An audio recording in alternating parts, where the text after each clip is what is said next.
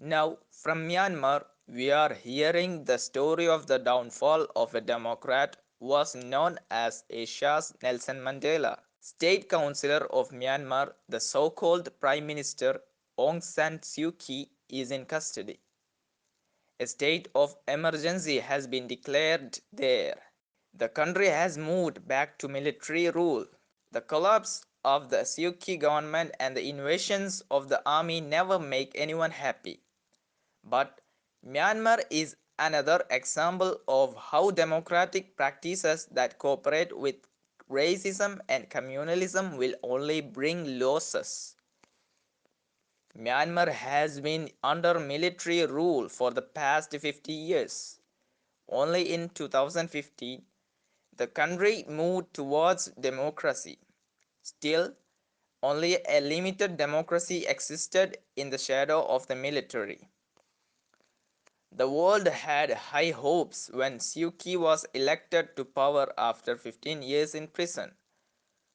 But as a ruler and a democrat, Suu Kyi was a huge failure. Suu Kyi's rule was like a tie with the army. They sided with all the undemocratic and inhumane decisions of the military to protect their own power interests.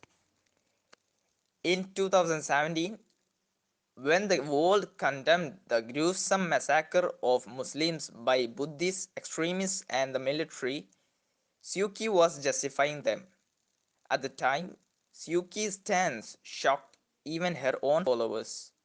The world has seen how quickly their party, the National League for Democracy, and its ranks later became anti-Muslim, adopting a soft approach to racism. Suu Kyi is a good example of how selfish leaders make a difference in the party and among the workers. They then began to absorb all the vices that were going on under the leadership of the Buddhist monks.